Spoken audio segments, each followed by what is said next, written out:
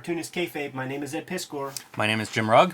In October, Jimmy and I are going to be doing some traveling. October 6th through 9th, we're going to CXC in Columbus, Ohio.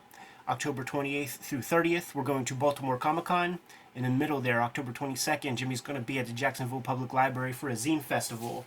In October, it's Kayfabe-tober, and this is the 2022 official Cartoonist Kayfabe drawing prompt list for your Inktober with a bunch of choice hits that I can't wait to see you guys draw. And these videos are brought to you by the comic books that we make. So these are the efforts that we have out there in the wild. Most recently, Jimmy has Hulk Grand Design, Monster and Madness, which is going to be collected in a Treasury Edition format. Has Street Angel, Deadliest Girl Alive trade paperback in a new printing from Image Comics, collecting all of his Image Comics versions of Street Angel. Red Room Trigger Warnings is out in late September, and here it is right here in all of its glory. Murder on the Dark Web for Fun and Profit, good companion piece to go along with the Antisocial Network. So without further ado, Jimmy, let's take a look at Dark Horse MADMAN Comics #1 by Mike Allred. Yeah, this is, I think, the third #1 MADMAN comic. Yeah, a couple Tundra. We had a Tundra, was it Tundra or Kitchen Sink that did MADMAN Adventures? And one of the interesting notes, and I'll talk about it right from the cover get-go, the inking of Mike Allred in this issue. Because MADMAN Adventures, there's an issue that Mark Schultz inks. So, like, in some ways, I feel like Allred's still figuring out his ink line. And it would go on to be kind of heavier. When I think of Allred, it's a little bit different than this. But really nice inking throughout this issue. I love this cover. With, like, the comics behind him that he's popping out of. The little disc toy gun. He had a vision for MADMAN pretty much from the get-go. Like, this character, this book, his art, it always looked interesting from the beginning. Can't sleep on that back cover. Absolutely not. By Frank Frazetta. In all of these issues... Frank Miller. Frank Miller. Oh, yes, because what I was going to say was the first issue that I scooped up off the racks myself had a Frazetta back cover. That's part of that vision I talk about, because he was always getting other cartoonists, like Klaus has one. Lots of people. Yeah, I mean, he's got to have hundreds of them at this point. There's 2 sets of trading cards that were done with all of, Kevin Nolan, you name it, Dave Stevens. I wonder if that was, I don't know who put those out. Was it Kitchen Sink? Because if so, then it's probably Kevin Eastman Tundra money funding the commissions for all of this artwork. Because he got... I think Allred invested in himself. Because he paid me for one. And that's much later. This is some different shit, man. This early 90s stuff. I don't know, man. It seems pretty smart on his part to have all... Jack Kirby, dedicates this issue to Jack Kirby, and we get the Jack Kirby version of MADMAN. That's so sick. It's really cool, all seeing everybody's versions of this character. Yeah, for sure.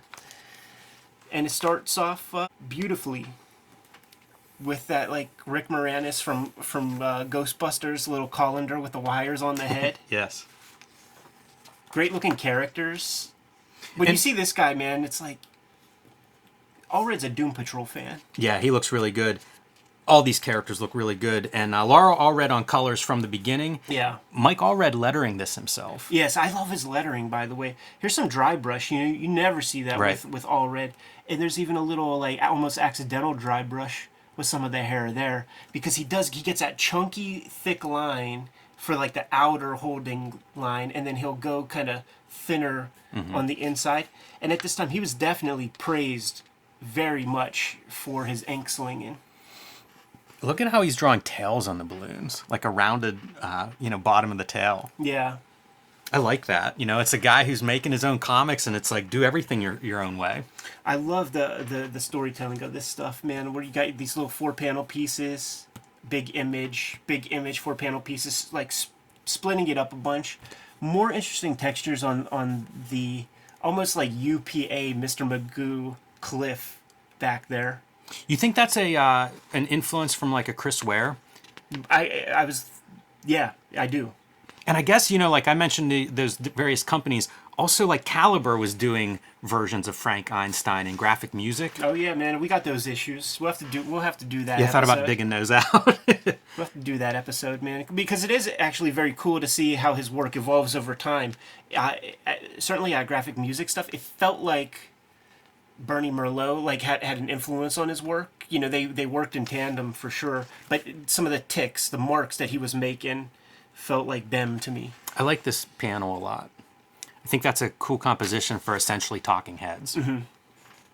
And it's all here, like all the tropes of kitschy, you know, like there's the kind of kitsch that Dan Clowes brought to the table. And this is another approach of some of the same tools, some of the same recipe. Definitely. It's really cool to see how these guys distill it in their own ways. Some of these finer lines remind me of Kevin Nolan. Yeah. And I also think, you know, you're seeing some of him still, Mike Allred, still working out some of his style. You know, even Laura Allred's colors, like, she's figuring stuff out too. You know, this is a little bit like sort of all over the place in a way, but she becomes so harmonious in her color choices. So they're both like really, they're getting there, man. They are. It's real sick. One thing that is visible, though, is how much characters are always moving. Yeah. They're always in some kind of pose. They're very rarely do you catch one of Allred's characters just standing around doing nothing. He hands never in the does pockets. that. Yeah, he never does that. The head is always on a swivel, always on a pivot, never a front view. There's so much great nonverbal stuff that happens throughout. You know, we established that weird brain villain guy Right. kind of early. Which is disgusting. That guy's head. Yeah, well, let's make it more disgusting. Ugh. Injecting himself in the tongue is so gross. Yeah, especially those. I mean, that's like, you know, he needs Valtrex for that tongue.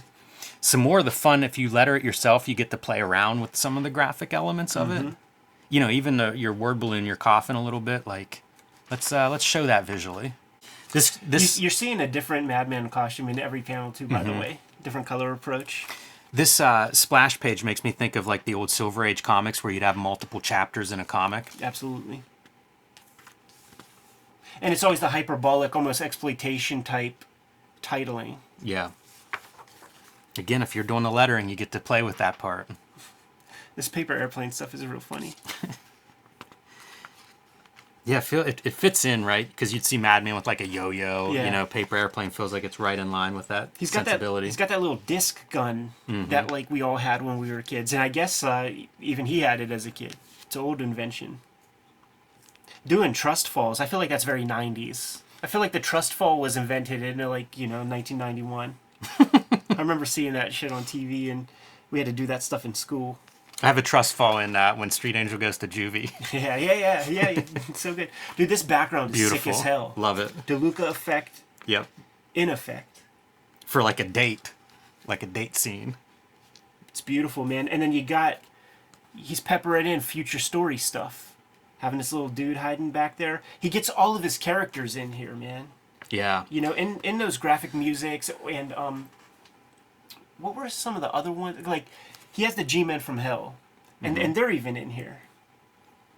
Yeah, it calls to mind some of the Flaming Carrot, Bob Burns stuff, like Mystery Men, equivalent of, say, a G-Men from Hell. Yeah. I thought this was really clever how he's having, like, the spaceship crash. Right. Like, just from a visual standpoint, you get to see some different marks in there. And even the leaves blowing off the tree, really good effect of Solid. something, whooshing by. Solid. Different shaped panels, like with the round panel. Yeah, the classic Golden Age kind of panel. And this is really good because, like, he avoids tangent right there. That could have been very dicey. And here's your alien. It's a total, like, Lost in Space, zipper up the back kind of alien. Yeah, dude in a rubber suit alien. Exactly. Chekhov's paper airplane. Don't establish Right it in the earlier eye. if it doesn't pay off a little bit later. It's never... there's always going to be an adventure if there's a culvert in a comic book. And it looks so inviting. This should be the pose, though, right before he ducks into that. Yeah, sure. Sees a little bit of goop in that culvert. Picks up an old jam jar. Takes a couple samples. And once again, establishing the whole kind of universe of Allred characters, man. We got the Street Beatniks. Pre-Mutant Street Beatniks. Pre-Atomics. it's those same characters. Yeah, a lot of Mr. parallels Bone. with that Atomics issue 1. Yeah. Even like the UFO coming in and stuff. I really think that there's some like editorializing or parody of, especially if he's in the Pacific. The Allreds are living in the Pacific Northwest at this time. You know, express your frustration on the page. Cutting promos on the page on the man. locals. Yeah, yeah. But I feel that. You know, I could be projecting. It's interesting. I've never heard that brought up in regards to his work because of his like Silver Age kind of influences. You know, having beatniks almost they could pass as part of that 50s culture. Yeah, but he's pushing it to an extreme that I feel like is totally like making fun of him. You know what's great throughout this whole sequence, and I think that we don't do it enough now, is there's so much variety in terms of size of characters, compositions. Like a lot of this stuff, it just feels like there's all this energy on these pages that I don't see in a lot of comics anymore. Yeah, sure. You know, it's almost like, oh, I gotta have my perspective right. Right. You know, and it's almost like you figure that out and now maybe we'll shoot this all from the same perspective. And I like this kind of energy of moving around. And even like doing like, think of the scales that you're seeing, probably the biggest Madman on this spread and then like the smallest one. That range is something to look for. I mean, I see that in your comics. It's something something that I I value. To. Yeah, I pay attention to that also. But I look at this now and it just feels very adventurous. Like we are flying around this scene. Oh yeah. Tosses that goop on those mutants, man, and that's going to be paid forward. Like this size of small panels where stuff's happening, you know, it's almost like a way to do a talking head or something where you have these smaller inset panels, but it really makes for a great looking page. And then the perspective of climbing up this rope ladder, amazing. Absolutely, because it's there's no sure footing there. It feels like the wind's blowing. Feels awkward. If you've ever climbed a rope ladder, that is what it does. Absolutely. Like that thing sideways when you're pulling on a handle or pushing hard off your leg. Seeing these compositions, man, Jaime Hernandez comes to mind. Yes. And it makes me think that perhaps Allred wished that Jaime and crew stuck with the Rockets a little bit more than just the love part. Because that's very close. And there's some tropes and homework. Certainly the clear line. This ship to me is totally Toth, Steve Rude vein of like ship design. Yeah. And it's saucers, you know, it's spacemen, just classic movie type stuff. When I was a kid, like seeing this promoted in Wizard and places, they would always talk about pop art, and I had ideas of like what pop art was with Warhol and all that, and I'm like, I don't exactly understand what they mean. And I think it was like the submission guidelines for Fantagraphics when they were talking about 8-Ball and how they don't want genre in their comics, and they described 8-Ball as dissecting kitsch culture. Then I Google that kitsch, or I look in a dictionary kitsch, and then I realized like, oh, all the junky stuff that like your parents didn't want you, right. They wanted you to read Shakespeare or something, like all the junky stuff that was fun. All these characters, like this creep character, like I don't even know if he is in like later issues of this first Dark Horse run or if it's like the later Dark Horse run where he's this big giant character and Madman's real small, but he's peppering in all this stuff that's going to be explored in future issues. Here's your G-Men from Hell, guys. There was a movie. Yeah. Like one of the last times I went to a Hollywood Video, I think William Forsythe is one of them. That sounds about right. He's at least in there. Do you think Mike Allred was looking in the mirror? Could be. At these moments, like when he's posing out this character? Good looking dude in his prime, right? Yes, sir. In his prime, man. Still kind of good. Got a nice cut to his jib. That's right. Mike, join us. Let's do a shoot interview. Don't be shy. It's so natural. Like holding that box feels so natural. Yeah. And I can't imagine that you would pose somebody to be like, hey, pick up this box. Let me see how this looks. But it looks so good. Sure. Yeah, it's like I feel like he's like a master of the gesture. Doing that like 5-second proportional sketch to give he's you that even life twisted, like his upper body's bent away. So, like if you put something heavy on one side of you, you would twist that way. Yeah. And he's got that going on. Yeah. And always the proportions are always right. Like those shoulders aren't too narrow. Allowing some open space on his pages with these open panels. Frank Einstein, he's seeing visions. Yeah, everybody's pretty cool for what he's walking around wearing. Man, I would really like to talk to Laura Allred about this stuff, because we're seeing her like play around with a little bit of gradient and stuff. And this is a very, very pastel version of like her palette is not this pastel. And I wonder if this comes back from press, and then she makes adjustments going forward. Like, it would almost be worth like, we're going to be doing more issues of this in the future, no doubt. But the color is certainly something I'm going to pay attention to. Yeah, I would have some questions for her. Because her coloring's been good pretty much from the get-go. Yeah. But at this point, she has to be doing color guides, right? Yeah, Like, I don't think she's doing a digital thing. So, like, gradients, and there's a couple of subtle gradients throughout this. So I wonder if that's being handled by someone else. Yeah. Like this next page. Right. These little zapper gradients. Yeah, there's quite a few of them, but they are subtle, so you're not overwhelmed. But, you know, if you look here, it's like gradient, gradient, gradient, gradient, gradient, Yeah. gradient. So there's enough on there that it makes me think like somebody's doing the digital, like the color seps. This is the one you talk about, too. The purple into the orange with the gray in the middle. You see it. Yep, there it is right there. Hard to make that work. But you got to try it, you know? This is the early bleeding edge days. You try it, doesn't work. Perhaps It's not. You know what? It's great on that page, or yeah, on this following, because you can see like, oh, yellow to orange, no problem at all. Yeah. You know, it's that orange to purple where like you're running across the middle of the color wheel. Turns gray in the middle. There are a lot of colors though, like this turquoise color. That was a color we didn't see in the first, 50 years of comic books. Right, yeah. Oh, no, absolutely. Absolutely. I like it whenever they get to that, like, oh, now we can use any color, but like, which colors do we want to add to our palette? And this is a pretty subtle, experimentation in this one. You mentioned Chris Ware as being an influence for that one page, and I'm wondering, like, this looks like that Midwestern color palette that Ware would employ in Acme Novelty. You know, the pastel hues, the kind of earth tones. That's the thing. These slate kind of colors. Like, in today's world, it's impossible to keep up with everything that's coming out. But if you're making comics, say, in the late 80s and into the early 90s, you could read everything that was interesting that was coming through the direct market. Yeah. You know, so, like, if you see something that looks like a Steve Rude reference, it's probably a Steve Rude reference, or a Chris Ware reference. Like, there wasn't a lot that was coming out. You could really keep up with all of that. And the stuff that was good, that was a short list. That's true.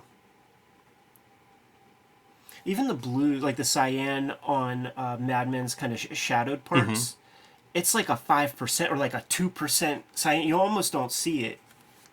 Yeah, it works really well. It's a good mix. Man, I love whenever he's like running or doing something. It's so perfect. Like slamming this door. The stuff with weight and physics really feels right. Yeah, this stuff. Good facial expressions throughout. Mm-hmm. He gets so much mileage out of those open eyes. He really does. So they finally cracked into the spaceship that landed. They found their way in. But of course you got to have complication. You ever see there was that lecture that the guys from South Park gave, and it was about like, how did it go, man? It was like, if your story is this happened and this happened and this happened, like it gets dismissed. Everything is like but and therefore statements. We got into the spaceship, but we got zapped by this little eyeball gimmick. Therefore, we introduce Mott the Hoople, or excuse me, Mott from Hoople. With his hamburger face. Not a bad start, huh, Jimmy? No, and look at him using every page. Absolutely. You're going to give me a #1 at Dark Horse. This is a nice high-profile gig. You're going to get your money's worth out of this issue. I believe this is pencil work that will be showing up for the cover of the next issue with, I think, Mitch O'Connell. Mitch O'Connell over top of it, doing color, doing painting over top of it. Yeah, I think that's right. I thought it said that somewhere, but I don't know where I read that. Maybe, next issue, Mitch O'Connell provides the back cover. Yeah. As well as collaborating on the front cover painting. And that's what I think you're seeing on that front cover. Yes. It's nice, though. It's a nice package. Having that much, Madman throughout the issue, very cool. We look at so many of these different publishers' books, and I mean, Marvel DC, 10 pages of ads of unrelated stuff. It's nice to get an issue where it's just like nothing but the cover character. Yes, absolutely. And listen, we don't need an exact origin. Maybe you touch it, but give me an adventure. Let me care about this character before we start getting into that, just the minutia of how they came to be. Starts off in a good place and stays strong throughout the duration. Yeah, and tons of threads and characters. Yeah. You know, like where you're going to go with this. It reminds me of manga a little bit, where you look at the early installments and it's like, I'm going to lay down a bunch of pieces or throw a bunch of plates up in the air, and then it'll give me different directions to go. You kind of have that with this first issue. Like, there's a ton of stuff introduced. If you're new to Madman, you know, there's a lot to go from here. Good seams on the glove. Man, you good to go? Yes. Kayfabers, like, follow, subscribe to the YouTube channel, hit the bell. We'll notify you when new vids are available. Jimmy, what's out there? Hulk Grand Design, the oversized Treasury Collected Edition, will be in stores in December in time for Christmas, but you got to pre-order that now. It's a celebration of 60 years history of the Hulk. I'm writing, drawing, lettering it the Grand Design way, and that oversized book will be wrapped in fluorescent green and look great as a gift this holiday season. Street Angel Deadliest Girl Live from Image Comics. The second printing should be available in your local comic shop any day now if it's not there already, so pick that one up. And join me on patreon.com/JimRugg to see a lot more of my comics and art. Red Room Trigger Warnings is nearly here. Collecting the 2022 season of Red Room Comics. There it is, man. You gotta appreciate the spine of these things, man. Murder on the Dark Web for Fun and Profit is the name of the game in the Red Room Comics. Fits handsomely with the Antisocial Network trade paperback. And you can find these comics at your local comic shop if you're lucky. If not, go to my link tree in the description below this video. You'll be able to order and pre-order current and future Red Room comics at those links. And you could go to my Patreon, patreon.com/EdPiskor. I'm serializing the next round of Red Room comics, plus the $3 that you pay at the Patreon for that new stuff. You get all of the earlier Red Room comics in the archive. What else do we have out there, Jimmy? Subscribe to the Cartoonist Kayfabe newsletter at the links below this video. You can also find Cartoonist Kayfabe t-shirts and merchandise at the links below this video. Another great way to support the Cartoonist Kayfabe channel. Given those marching orders will be on our way, Jim. Read more comics.